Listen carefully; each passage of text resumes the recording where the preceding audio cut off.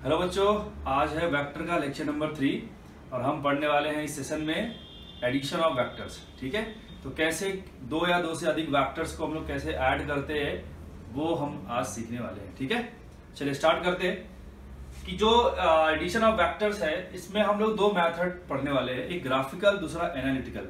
ठीक है, ग्राफिकल में हम सिर्फ ज्योमेट्री के साथ डील करने वाले हैं, जबकि एनालिटिकल में हम लोग क्या करने वाले हैं, डेरिवेशन करके देखने वाले। ठीक है, चलिए तो पहले मैं ग्राफिकल मेथड देखने वाला हूं। ग्राफिकल,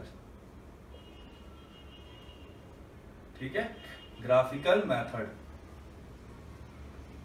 ठीक, चलिए तो ग्राफिकल मेथड में क्या बोलता है, कुछ स्टेप्स है जो हमें फॉलो करने पड़ेंगे। ठीक है, सपोज हमें दो वेक्टर्स को ऐड करने हैं अभी, है ना। मैं स्टार्ट कर रहा हूं दो वेक्टर्स के एडिशन से। ठीक है, तो दो वेक्टर्स के एडिशन अगर करना अपने को, तो पहला स्टेप क्या करना अपने को, draw arrow headlines on same suitable scale, है ना। मतलब आप कोई एक स्केल ले लो और उसी सेम स्केल पर जितने वेक्टर्स आपको ऐड करना है उन सबको क्या कर लो, एरो हेडलाइंस के फॉर्म में रिप्रेजेंट कर दो। क्लियर है क्या? जैसे कि मान लो हमारे पास कोई वेक्टर है, समझिए कोई फोर्स है, 10 न्यूटन का फोर्स है। ठीक है, तो मैंने क्या स्केलिंग कर लिया कि 1 centimetre is equal to 5 newton. ये हमारा स्केल था कि मैंने 1 सेंटीमीटर को 5 न्यूटन से रिप्रेजेंट कर दिया। जो मैं एरो, जब मैं इसको रिप्रेजेंट करूंगा एरो हेडलाइन से, कैसे दिखाऊंगा मैं, इस तरीके से दिखाऊंगा। ठीक है, और ये जो लेंथ आएगी यहां से लेके यहां तक, वो कितना हो जाएगा, 2 सेंटीमीटर हो जाएगा। क्यों? क्योंकि 1 सेंटीमीटर होता है 5 न्यूटन के बराबर, तो 2 सेंटीमीटर कितना हो जाएगा, 10 न्यूटन के बराबर हो जाएगा। ठीक है, और ये हमें इसका डायरेक्शन दे रखा होगा कि जो फोर्स लग रहा है किसी ऑब्जेक्ट पर वो इस डायरेक्शन में लग रहा है। ठीक है ना। चलिए सेकंड क्या करते हैं हम लोग, ध्यान सुनिएगा कि पहले आप फर्स्ट वेक्टर को ड्रॉ कर लो। ड्रॉ फर्स्ट वेक्टर, कोई सी वेक्टर को आप ड्रॉ कर लो। ठीक है, then start second vector from tip of first vector. ठीक है, इसका क्या मतलब है कि जैसे हमने कोई दो वेक्टर ले लिया, सपोज एक वेक्टर ये है, एक वेक्टर ये, कोई वेक्टर है। ठीक है, ये ए वेक्टर है, ये बी वेक्टर है।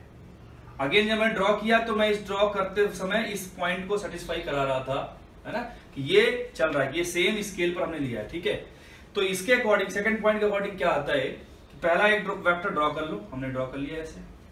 ठीक, पहले वाले के टिप से दूसरा वाला स्टार्ट कर दो। स्टार्ट कहां से करना है, पहले वाले टिप से दूसरे वाले का टेल स्टार्ट करना। तो ऐसे चला गया बी वेक्टर, तो ये हमारे पास क्या होगा, सेकंड पॉइंट हो गया।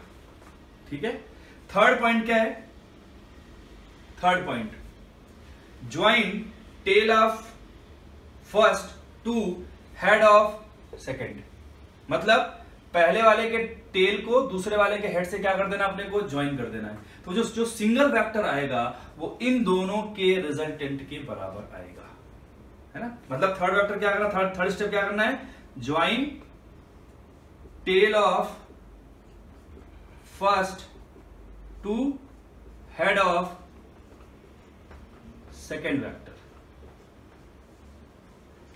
ठीक है, पहले वाले के टेल को दूसरे वाले के हेड से क्या कर देना, अपने को ज्वाइन कर देना है। तो देखो मैं ज्वाइन कर रहा हूं, ये देखो, तो ये जो मिला हमें यहां से लेके यहां तक एक वेक्टर मिला, इसे हम लोग क्या बोलेंगे, रिजल्टेंट वेक्टर बोलेंगे। और इस रिजल्टेंट को हम लोग क्या बोलेंगे कि ये ए वेक्टर प्लस बी वेक्टर के बराबर है। समझ में आया क्या? ग्राफिकल मेथड समझ में आया अपने को। 3 स्टेप फॉलो करना है। किसी एक सेम सुटेबल स्केल पे हमने क्या कर दिया, दोनों वेक्टर को ड्रॉ करके देख लिया। वो मैंने इस एग्जांपल समझाया आपको कि स्केलिंग कैसे करनी है। सेकंड पॉइंट क्या था कि पहले वाले वेक्टर को आपने क्या कर ड्रॉ कर दिया। ठीक है, और जो दूसरा वाला वेक्टर है वो कहां से स्टार्ट होगा, पहले वाले के टिप से स्टार्ट होगा। मतलब पहला जगह खत्म होगा, दूसरा वाले से स्टार्ट हो जाएगा। ठीक, थर्ड वाला क्या करना अपने को, पहले वाले के टेल को लास्ट वाले के हेड से क्या कर देना है, मिला देना है। तो जो सिंगल वेक्टर मिलेगा हमें वो किसको रिप्रेजेंट करेगा, resultant of these two vectors A and B. ठीक है, नोट करिए। ग्राफिकल में एक और मेथड है, इवन दो और मेथड है। एक है आपका triangle law of vector addition और दूसरा है parallelogram law of vector addition, ठीक है। और इन्हीं पर हम लोग एनालिटिकल मेथड भी लगाएंगे, बट अभी हम लोग क्या करने वाले, सिर्फ स्केच करके देखने वाले, ज्योमेट्री के साथ डील करेंगे, ठीक है। देखिए तो triangle law of vector addition, triangle law of vector addition, ठीक है। अभी हम लोग कोई डेरिवेशन नहीं करने वाले हैं, सिर्फ ये देखने वाले हैं कि कैसे रिजल्टेंट को ड्रॉ करते हैं, ठीक है। देखिए हमारे पास दो वेक्टर थे, अगेन एक वेक्टर ये है, एक वेक्टर कोई ऐसा था, ठीक, ऐसा। तो triangle law of vector addition क्या बोलता है कि अगर कोई भी दो वेक्टर है ना, किसी ट्राइंगल के दो साइड को magnitude and direction wise represent करें, किसी ट्राइंगल के दो साइड्स को दो vectors magnitude and direction wise represent करें सेम ऑर्डर में, ठीक, तो जो थर्ड साइड आएगा वो रिजल्टेंट को रिप्रेजेंट करेगा, बशर्ते हमें उसका ऑर्डर क्या करना पड़ेगा, ऑपोजिट लेना पड़ेगा, ठीक है। उस बात को मैं समझाता हूं। देखिए सपोज हमने कोई ट्राइंगल ले लिया ऐसे, ठीक है, एक ट्राइंगल ले लिया, तो उन्होंने क्या बोला कि ट्राइंगल की दो साइड्स, तो हमने ये ले लिया, सपोज ये एबीसी है ना, तो ये एक वेक्टर ये हो गया ए बी वेक्टर, ठीक, और एक वेक्टर ले लिया हमने बीसी वेक्टर, तो दोनों का ऑर्डर क्या सेम है, दोनों का सेम ऑर्डर है, ठीक। अच्छा, तो जो थर्ड साइड आएगा, थर्ड साइड वो कौन सा हो सकता है, या तो मैं ए सी लूं या तो सी ए लूं। अगर मैं सी ए लूंगा तो ऑर्डर इसका सेम हो जाएगा, इसके जैसा ही, बल्कि हमने क्या बोला था कि ऑर्डर ऑपोजिट होना चाहिए, तो हम कौन सा वेक्टर लेंगे, ए सी वेक्टर लेंगे। तो जो ए सी वेक्टर होगा ये क्या करेगा, इन दोनों के रिजल्टेंट को रिप्रेजेंट करेगा। समझ में आया क्या, मतलब अगर ये कोई वेक्टर पी वेक्टर है, ये कोई वेक्टर क्यू वेक्टर है और ये आर वेक्टर है, तो मैं आर वेक्टर क्या लिख सकता हूं, resultant of P and Q vector. बात समझ में आया क्या, ये पुराने टिप टू टेल मेथड जो हमने किया था 3 स्टेप, वैसा ही तो है ये, सही है ना, बस उसको नाम क्या दे दिया हमने, triangle law of vector addition, सही है ना। चलो मैं जल्दी से यहां करके बताता हूं। मैं ए वेक्टर को ड्रॉ किया, यहां से बी वेक्टर स्टार्ट किया, इसके हेड से इसका टेल, ए वाले के हेड से बी वाले का टेल स्टार्ट हुआ, ठीक। अब ट्राइंगल बनाना अपने को, ये दोनों इस ऑर्डर में घूम रहे थे, तो इसके ऑपोजिट ऑर्डर में घूमने के लिए हमें ये ट्राइंगल बनाना पड़ेगा, ये साइड ऐसे बनानी पड़ेगी। तो ये जो वेक्टर आया आर वेक्टर, ये ए वेक्टर और बी वेक्टर का क्या होगा, रिजल्टेंट होगा। क्लियर, तो ये क्या हो गया अपना triangle law of vector addition. तो जल्दी से नोट कर लीजिए। तो parallelogram law of vector addition क्या बोलता है, देखते हैं कि इसमें हम लोग दो वेक्टर्स को एक ही पॉइंट पे लगाते हैं, ठीक है, एक ही पॉइंट पर दो वेक्टर्स को हम लोग लगाते हैं। इससे पिछले वाले में क्या था, जहां पर एक वेक्टर खत्म हो रहा था वहां से दूसरा वेक्टर स्टार्ट हो रहा था, ट्राइंगल वाले में, ठीक है। यहां पे हम लोग क्या करेंगे, एक ही पॉइंट पर दो वेक्टर को लाएंगे। जैसे सपोज करो एक वेक्टर ये, एक वेक्टर ये ए वेक्टर और ये बी वेक्टर है, ठीक। तो हम क्या करेंगे, इनको एक पॉइंट पे ले आते हैं, दोनों का टेल मिलाते हैं, एग्जैक्टली, है ना। तो कैसे मिलाओगे आप, इस वेक्टर को शिफ्ट करके आप यहां पे लाके रख दो। तो वेक्टर को पैरेलली शिफ्ट करने से वेक्टर का मीनिंग चेंज नहीं होता है, क्योंकि ना तो उसका मैग्नीट्यूड चेंज होता है ना ही उसका डायरेक्शन चेंज होता है। बात समझ में आया क्या, जैसे ये वेक्टर है, देखो ये वेक्टर है, अगर आप इसको यहां से यहां ले आते हो तो ना तो इसका मैग्नीट्यूड मतलब ना तो इसका लेंथ चेंज हुआ, ना तो इसका डायरेक्शन चेंज हुआ, हर पॉइंट पे सेम डायरेक्शन को इंडिकेट कर रहा है। हाँ, मैं अगर रोटेट नहीं करूं तो अलग बात है, मैं रोटेट नहीं कर रहा हूं, मैं शिफ्ट करा रहा हूं, पैरेलली शिफ्ट करा रहा हूं, ठीक। तो मैंने इसको पैरेलली शिफ्ट करा दिया और यहां पे लाकर रखा, तो कैसे दिखाई देगा, ये अपना ए वेक्टर है और ये बी वेक्टर, ठीक है, क्लियर। अब हम लोग क्या बोलते हैं कि ये जो ए वेक्टर दिख रहा है, ये बी वेक्टर दिख रहा है, ये दो एडजेसेंट साइड्स हो जाएंगी, पैरेललोग्राम की हो जाएंगी, ठीक है। पैरेललोग्राम की ये दोनों एडजेसेंट साइड्स हो जाएंगी। हमें क्या करना है कि इन दोनों साइड्स की हेल्प से पैरेललोग्राम कंप्लीट करना है, ठीक। तो कैसे होगा वो, इसके टिप से इसके पैरेलल लाइन ड्रॉ कर दो आप, ठीक है, और इसके टिप से इसके पैरेलल लाइन ड्रॉ कर देते हैं, ठीक। जहां दोनों इंटरसेक्ट करेंगे तो ये वाला इंटरसेक्शन पॉइंट, और जहां पे दोनों का टेल मिल रहा था, इन दोनों पॉइंट को ज्वाइन करने वाला जो वेक्टर मिलेगा अपने को, जो वेक्टर मिलेगा वो वेक्टर क्या हो जाएगा, resultant of these two vectors A and ठीक है, बात समझ में आया क्या? अच्छा एक चीज और देखो आप, अगर आपने ऑब्जर्व किया हो तो ये वाला जो दिख रहा है लाइन, ये इसके पैरेलल है और उसका लेंथ भी इस वाले लाइन के बराबर ही है। तो अगर मैं इसको वेक्टर से रिप्रेजेंट करना चाहूं तो अगर ये बी वेक्टर है तो ये भी तो बी वेक्टर हो जाएगा, ठीक। तो अगर आप ध्यान से देखो तो ये ए वेक्टर, ये बी वेक्टर और ये रिजल्टेंट, क्या अगेन ये ट्राइंगल लॉ जैसा ही हो गया? तो आंसर है हाँ, ये बिल्कुल ट्राइंगल लॉ जैसा ही है। करने के दो तरीके हैं, पैरेललोग्राम अलग तरीके से देखना पड़ता हमें, ट्राइंगल लॉ को अलग तरीके से हम लोग देख रहे थे, बट दोनों हमें सेम रिजल्ट की तरफ ले जाते। बात समझ में आया क्या? उसमें ट्राइंगल लॉ में क्या था, जहां पर एक वेक्टर खत्म हो रहा था वहां से दूसरा वेक्टर स्टार्ट हो रहा था, जबकि पैरेललोग्राम में दोनों वेक्टर एक ही पॉइंट पर हम लोग क्या कर रहे थे, दिखा रहे थे लगते हुए। क्लियर क्या? तो ग्राफिकल में एक और लॉ आता है, polygon law of vector addition. किसके लिए इस्तेमाल होता है? जब हमारे पास दो से ज्यादा वेक्टर्स का एडिशन करना हो तब ये आता है, ठीक है, सही है। और दो वेक्टर्स के लिए हमने कौन कौन से मेथड देख लिए थे, एक ट्राइंगल लॉ देख लिया था और एक पैरेललोग्राम लॉ देख लिया था, ठीक है ना। चलिए अब इसमें स्टेप्स क्या क्या है वो देख लो आप, कि जो हमने 3 स्टेप बताए थे शुरुआत में, क्या कि पहले एक वेक्टर ड्रॉ करिए, उसके बाद का स्टेप क्या था कि पहले वाले के टिप से दूसरे वाले का टेल से स्टार्ट कर दो, ठीक है। फिर इसके बाद अगर और भी वेक्टर्स हैं तो फिर उसके टिप से थर्ड वाले का टेल स्टार्ट कर दो, फिर ये कार्यक्रम चलता रहेगा। और जो आखिरी वाला वेक्टर होगा उसका हेड को पहले वाले के टेल से हम लोग क्या कर देंगे, ज्वाइन कर देंगे, तो हमें क्या मिल जाएगा, एक पॉलीगन मिल जाएगा, ठीक है। उस बात को मैं बनाता हूं, देखिए ध्यान से, कि हमारे पास सपोज कुछ वेक्टर्स थे, है ना। एक वेक्टर ऐसा है ए, एक वेक्टर ऐसा है बी, एक वेक्टर ऐसा है सी और एक वेक्टर ऐसा है डी। कितने वेक्टर हो गए? 4। हमें इन सबको क्या करना है, ऐड करना है, वेक्टोरियली ऐड करना है। तो मैं क्या करूंगा, पॉलीगन रूल की हेल्प लूंगा। अब कैसे करेंगे बस वो आप ध्यान से देखते रहना। मैं कोई सा एक वेक्टर पहले स्टार्ट कर देता हूं, आपकी मर्जी, आप ए से स्टार्ट करो, डी से स्टार्ट करो, सी से स्टार्ट करो, बी से स्टार्ट करो, है ना। मैं ए से स्टार्ट करता हूं। देखिए ये ए वेक्टर हमने ड्रॉ कर लिया, ठीक। इसके बाद कोई एक और वेक्टर ले आइए जिसका टेल इसके टिप से स्टार्ट हो जाए। तो मैं करता हूं डी से स्टार्ट, तो डी वाले का टेल यहां स्टार्ट किया, ये डी वेक्टर बना दिया हमने, ठीक। फिर मैं सी वाले से स्टार्ट करता हूं, सी इस डायरेक्शन में, तो सी इस डायरेक्शन में इसके टेल से इसका टेल, सी वाले का टेल इसके टिप से स्टार्ट कर देता हूं, ये हो गया सी, ठीक।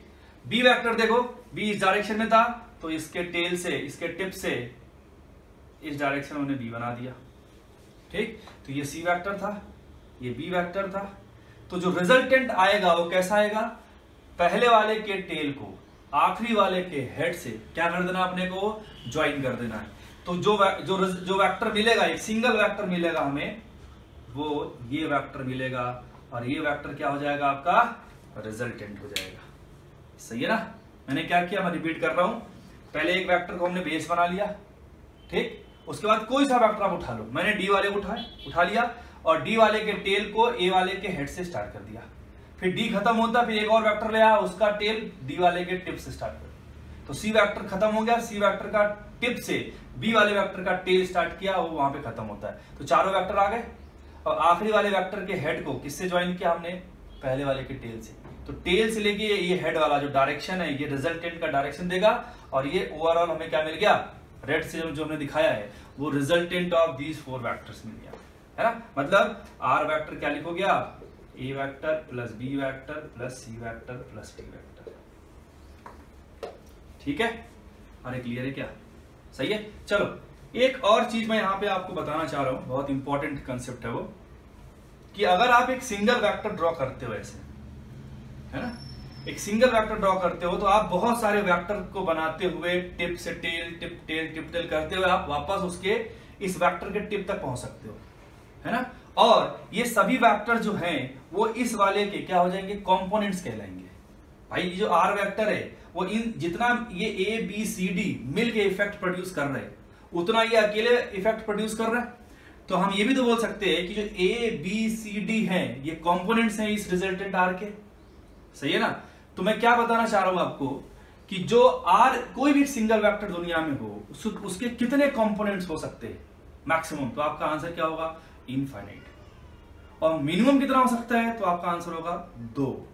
कितना 2, क्योंकि पॉलीगन बनाने के लिए जो सबसे छोटा पॉलीगन वो कौन सा है, ट्राइंगल है ना। तो बाकी की 2 साइड्स जो होंगी उसके लिए 2 वेक्टर चाहिए ना अपने को।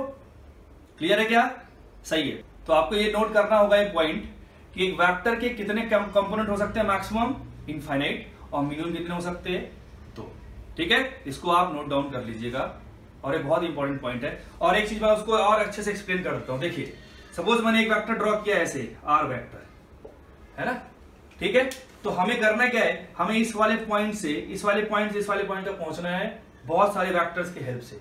तो मैं ऐसे जाके ऐसे पहुंच गया, एक तरीका तो होगा। कितने वेक्टर इन्वॉल्वमेंट हुए, 1 2 3। चलिए देखते रहिएगा, एक ये वेक्टर, एक ये वेक्टर, एक ये वेक्टर, एक ये वेक्टर, एक ये वेक्टर, 1 2 3 4 5 वेक्टर का इन्वॉल्वमेंट आ गया। अच्छा मैं और भी बना सकता हूं, 1 2 3 4 5 6 7 8 ऐसे बहुत सारे वेक्टर बना सकता हूं मैं। और बस उन सबको क्या करना है, हमें यहां तक ले आना है, यहां से स्टार्ट करना है, यहां तक ले आना है घुमा फिरा के। तो आप एक चीज देख पा रहे हो कैसे मैं बहुत सारे वेक्टर का इन्वॉल्वमेंट कर सकता हूं, है ना। तो मैं वही बोल रहा था कि ये जो वेक्टर है इसके बहुत सारे कंपोनेंट हो सकते हैं। तो एक सिंगल वेक्टर के इनफाइनाइट कंपोनेंट हो सकते हैं। और मिनिमम के लिए क्या करोगे, मिनिमम के लिए हमें पॉलीगन बनाना है, क्लोज लूप बनाना है, तो कम से कम 2 तो इस्तेमाल करोगे ही ना, सही है ना। तो ये मिनिमम वाला केस हो गया। और मैक्सिमम वाले के लिए आप बनाते जाओ बहुत सारे, बहुत बड़ी साइज वाला पॉलीगन बन सकता है। ठीक है, तो आप ये बोल सकते हो कि किसी एक वेक्टर के मैक्सिमम जो कंपोनेंट हो सकते हो इनफाइनाइट हो सकते हो, मिनिमम कितने हो सकते हैं 2। नोट कर लीजिए। तो अभी तक हमने ड्रॉ करना देखा था कि रिजल्टेंट को ड्रॉ कैसे करते हैं, और वहां से एक मैंने इंपॉर्टेंट 2 स्टेटमेंट आपको डिक्टेट किए थे कि किसी भी वेक्टर के कितने मैक्सिमम कंपोनेंट हो सकते हैं इनफाइनाइट, और मिनिमम कितने हो सकते हैं 2। ठीक है, अभी हम लोग क्या करने वाले हैं, एनालिटिकल मेथड को इसका स्टडी करने वाले हैं, और इसमें हम लोग डिराइव करने वाले हैं कि जो रिजल्टेंट मिलता है उसका मैग्नीट्यूड कितना आएगा से कंपोनेंट्स के फॉर्म में, और उसका डायरेक्शन क्या होगा। ठीक है, चलिए सपोज हमारे पास 2 वेक्टर थे, ये ए वेक्टर और ये बी वेक्टर। ठीक है, ए वेक्टर और बी वेक्टर, ये इनके बीच का एंगल थीटा है। ये क्या है, angle between the vectors theta. ठीक है, अगर हमें चेक करना हो कि 2 वेक्टर्स के बीच में एंगल कितना होता है, तो हमेशा क्या करो, टेल से टेल मिलाओ, है ना। जैसे एक वेक्टर ये और एक वेक्टर ये, ठीक, इनके बीच में एंगल देखना है तो क्या करना है, इनके दोनों को टेल को मिला दो, तो ये टेल मिला के ये बन गया। ठीक, तो टेल मिलाने से जो एंगल मिलेगा उनके बीच में, वही एंगल बिटवीन दी वेक्टर्स हो जाएगा। अगर आपने ऐसा लिख दिया और एक वेक्टर ऐसा बना दिया और ये एंगल 60 बोल दिया, बोला होता ए वेक्टर और बी वेक्टर के बीच में एंगल कितना है, तो आंसर 60 नहीं है। क्यों, क्योंकि यहां पर एक का हेड मिल रहा है, एक का टेल मिल रहा है। तो आप क्या करोगे, इस वाले को थोड़ा आगे शिफ्ट कर दोगे ऐसे, तो आप दोनों का टेल मिल गया। तो अब जो एंगल आएगा वो कितना आएगा, पाई माइनस 60 बोले तो 120 डिग्री आ जाएगा। सही है ना। या तो एंगल जब भी ऐसा दिखे आपको, या तो एंगल थीटा होगा या तो 180 माइनस थीटा। जब दोनों टेल मिल रहे हैं समझ जाना थीटा ही आएगा। अगर एक का टेल एक का हेड मिल रहा तो आपको क्या समझना है कि एंगल बिटवीन दी वेक्टर्स क्या हो जाएंगे, 180 माइनस थीटा। क्लियर, चलिए इधर देखते हैं। दोनों का टेल यहां मिल रहा है तो ये क्या होगा, एंगल बिटवीन दी वेक्टर्स हो जाएगा।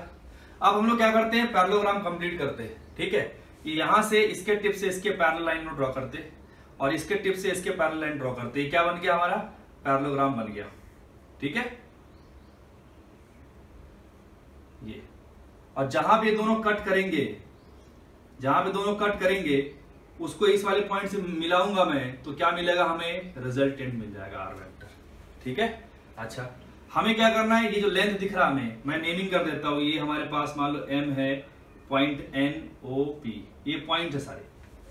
ठीक है, तो ये जो लेंथ आ रहा है एम ओ, ये क्या है, मैग्नीट्यूड ऑफ रिजल्टेंट।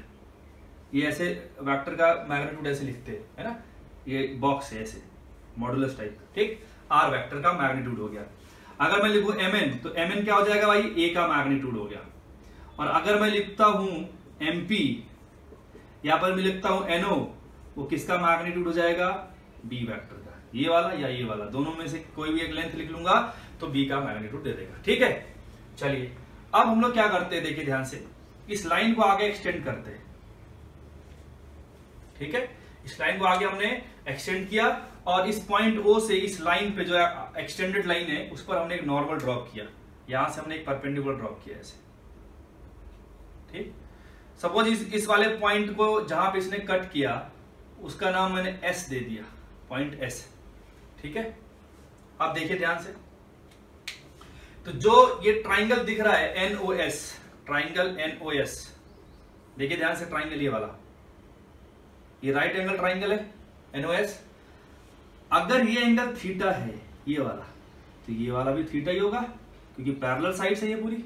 ठीक, अच्छा अगर इसमें मैं कॉस थीटा लगाऊं, कॉस थीटा, तो कॉस थीटा क्या मिलेगा अपने को, कॉस क्या होता है, बेस अपॉन लॉन्गेस्ट साइड, तो बेस कितना है एनएस, लॉन्गेस्ट साइड क्या था एनओ, तो एनएस कितना आ जाएगा एनओ कॉस थीटा।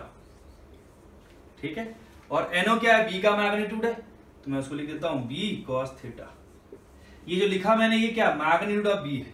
अगर मैं सिंपल बी लिख दूं समझ जाना मैग्नीट्यूड की बात चल रही है, सिंपल ऐसे लिख दिया, सपोज ए लिख दिया सिंपल, तो आप क्या बोलोगे ए का मैग्नीट्यूड है। अगर मैं सिर्फ आर लिखता हूं तो भी क्या है आर का मैग्नीट्यूड। ठीक है, ये लिखने के तरीके, तो ये आ गया हमारे पास बी कॉस थीटा। ऐसे अगर आप साइन थीटा लगाओ उसी ट्राइंगल में, साइन क्या होता है भाई, perpendicular upon longest side, perpendicular कितना ओएस, लॉन्गेस्ट साइड कितना है ये एनओ, तो ओएस कितना हो जाएगा NO sine theta, again NO कितना था बी, तो हो जाएगा बी साइन थीटा। ठीक है, तो ये हमारे पास दो साइड्स की वैल्यू बी और थीटा के टर्म्स में आ गए। ठीक है, अच्छा अब क्या किया जाए, ध्यान से देखिए कि एक ट्राइंगल अपने को दिख रहा है, एक और ट्राइंगल दिख रहा है अपने को ना, ये हटा दे रहा हूं मैं, एक और ट्राइंगल दिख रहा है अपने को, राइट एंगल ट्राइंगल, बड़ा सा है वो, ट्राइंगल एमओएस, ट्राइंगल एमओएस, सभी लोग देखो ध्यान से भाई, ये वाला ट्राइंगल एमओएस, ये बड़ा वाला ट्राइंगल। ठीक है, इस बड़े वाले ट्राइंगल को अगर आप ध्यान से देखो और पाइथागोरस थ्योरम लगाओ, तो पाइथागोरस थ्योरम क्या बोलता है कि जो हाइपोटेनियस है उसका स्क्वायर करूं अगर मैं, एमओ का स्क्वायर करूं मैं, तो वो बेस का स्क्वायर और परपेंडिकुलर वाले साइड का स्क्वायर के सम के बराबर होता है। ठीक है, ये एमएस जो है, एमएस क्या, देखो एमएस को मैं एमएन प्लस एनएस लिख सकता हूं। ठीक है, और एमएन का वैल्यू कितना है, मैग्नीट्यूड ऑफ ए, सिंपल ए लिख सकता हूं मैं, तो इधर क्या लिखूंगा मैं, ध्यान सुनना, ए प्लस एनएस क्या था बी कॉस थीटा, तो बी कॉस थीटा का होल स्क्वायर प्लस इसका वैल्यू कितना है बी साइन थीटा का होल स्क्वायर, और ये जो चीज थी ये रिजल्टेंट का मैग्नीट्यूड था और उसका स्क्वायर।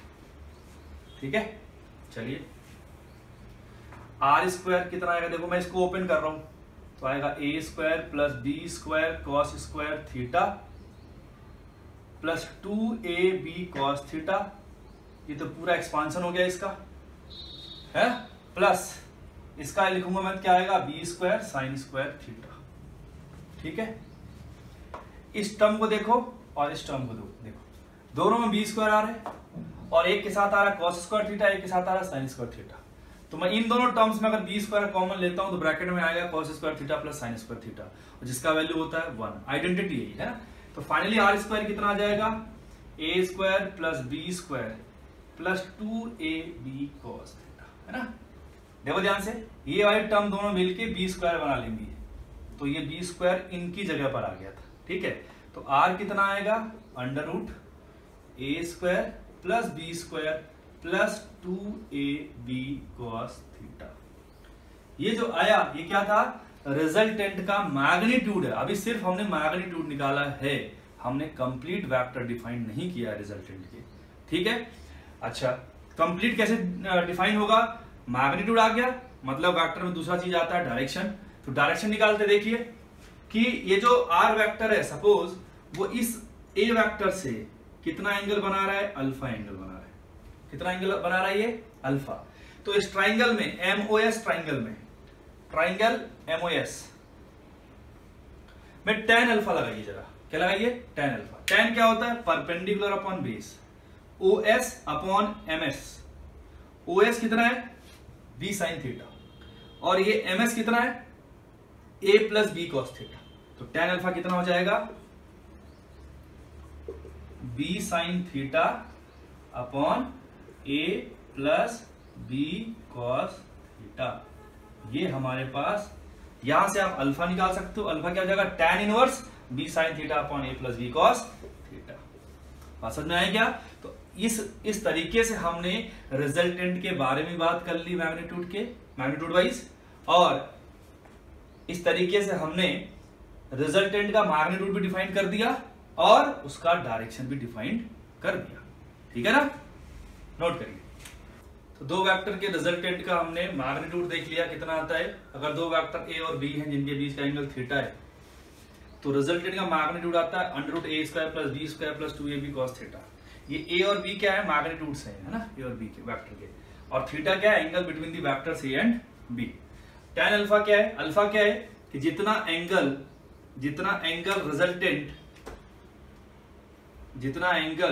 रिजल्टेंट वेक्टर ए से बनाएगा वो क्या हो जाएगा? tan अल्फा हो जाएगा। सही है ना? ओके, इसमें हम लोग कुछ केसेस की बात करते हैं। देखो अगर आप ध्यान से, तो जो रिजल्टेंट है ये थीटा पे डिपेंड कर रहा है। अगर मैं ए और बी वेक्टर के मैग्नीट्यूड को फिक्स भी कर दूं, तो भी अगर मैं थीटा को अलग अलग पोजीशन पे रखूं या उनके बीच का एंगल चेंज करूं, तो रिजल्टेंट का मैग्नीट्यूड क्या हो जाएगा? बदल जाएगा, जो कि इस डब्बे से अपने को दिखाई दे रहा है। पहला केस लेता हूं मैं, case 1, theta is equal to 0 degree.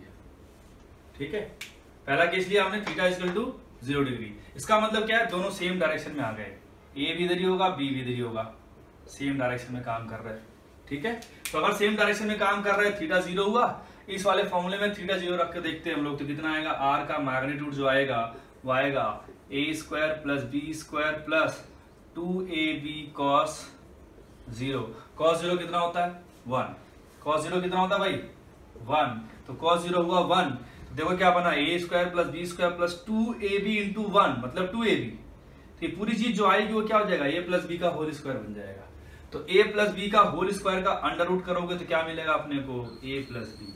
तो जो हमारे पास r का मैग्नीट्यूड आया वो a के मैग्नीट्यूड और b के मैग्नीट्यूड के सम के बराबर आ गया। ठीक है, तो अगर थीटा 0 हुआ तो दोनों के मैग्नीट्यूड डायरेक्ट जोड़ दो तो हमें क्या मिल जाएगा? रिजल्टेंट का मैग्नीट्यूड मिल जाएगा। ठीक है, चलिए केस नंबर 2 लेते हैं। थीटा इज इक्वल टू 180, मतलब दोनों ऑपोजिट डायरेक्शन में, एक इधर गया तो एक इधर गया, ये ए वेक्टर और ये बी वेक्टर। तो रिजल्टेंट क्या लिखोगे? आर वेक्टर का magnitude √a² plus b² plus 2ab cos 180। cos 180 क्या होता है? -1। क्या होता है? -1 होता है। ठीक है, तो देखते यही भी लिख देता हूं मैं, a² प्लस b² -1 होता है तो ये हो जाएगा -2ab।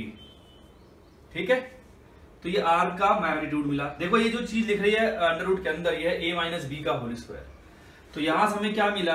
r का मैग्नीट्यूड a माइनस बी का होल स्क्वायर का अंडर रूट बोले तो सिर्फ a माइनस बी। तो जब दो वेक्टर ऑपोजिट डायरेक्शन में होते हैं तो जो रिजल्टेंट का मैग्नीट्यूड आएगा वो दोनों के मैग्नीट्यूड के डिफरेंस के बराबर होगा। और डायरेक्शन किधर आएगा? जिसका मैग्नीट्यूड ज्यादा होगा वो डोमिनेट करेगा। मतलब डायरेक्शन ऑफ मैग्नीट्यूड हमेशा उस वेक्टर की तरफ होगा जिसका मैग्नीट्यूड क्या है? ज्यादा है। सपोज मेरे को किसी ने 10 न्यूटन से इधर खींचा, 5 न्यूटन से इधर खींचा किसी ने, तो मैं किधर जा सकता हूं? इधर, क्योंकि इसका मैग्नीट्यूड क्या है? ज्यादा है।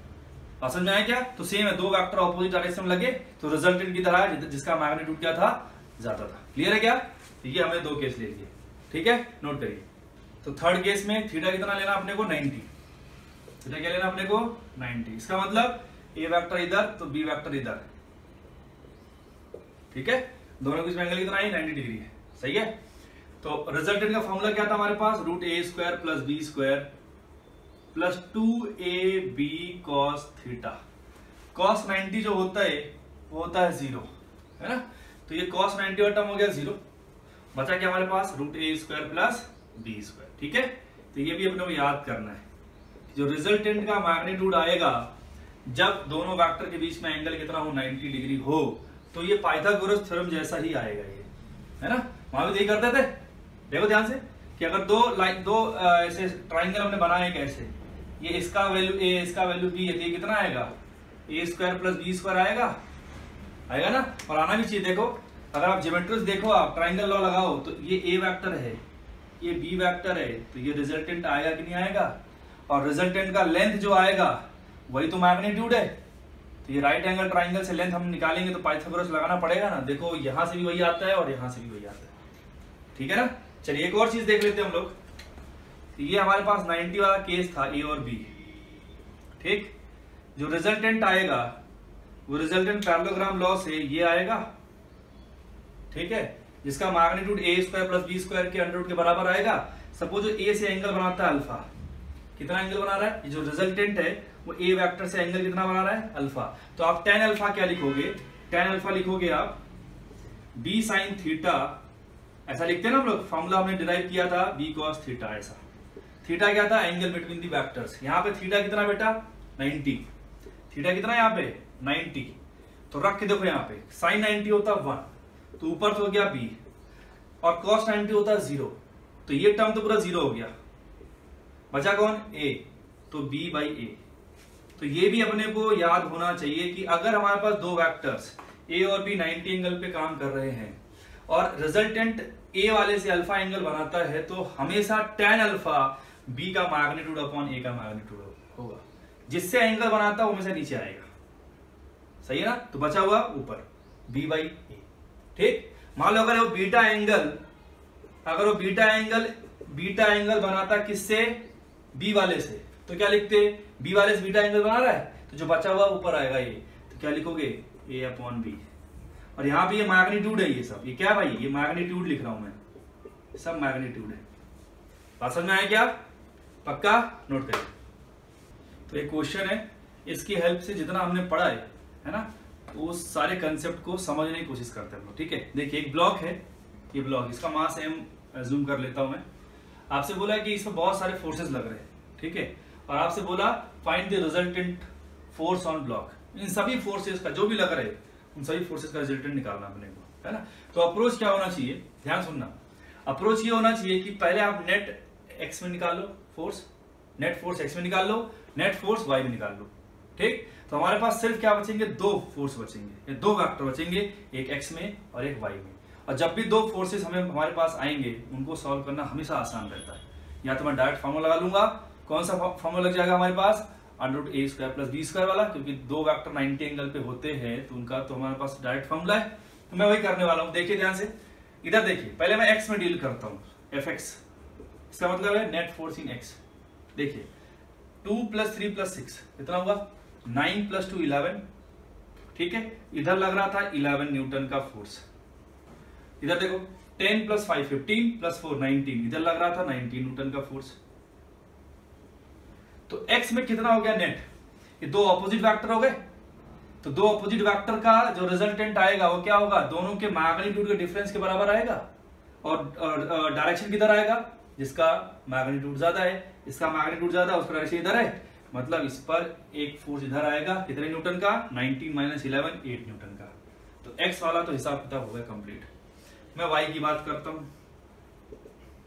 y को देखते हैं हम लोग। y में नीचे से ऊपर कितना लग रहा है, 8, 3 + 5 8 न्यूटन, 3 + 5 8 न्यूटन, 8 + 6 14, नीचे लग रहा था। कौन ज्यादा है, 14 वाला, ठीक है। तो डायरेक्शन किधर आएगा, नीचे आएगा। और दूसरी बात, कितना मैग्नीट्यूड आएगा, 14 - 8 6।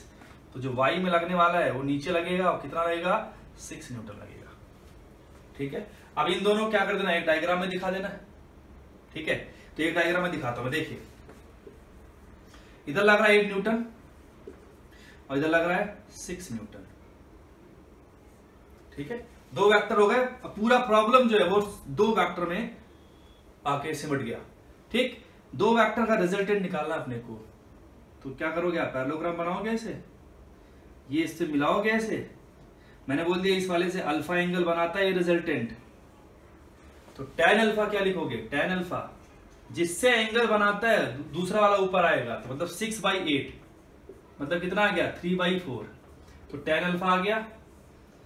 और रिजल्टेंट कितना आएगा magnitude wise, 6 square plus 8 square, दोनों 90 एंगल पे थे ना, तो 6 स्क्वायर प्लस 8 स्क्वायर बोले तो 10 न्यूटन। ये आएगा 36, ये आएगा 64, तो आएगा 100 अंडर रूट में, आंसर आएगा 10 न्यूटन।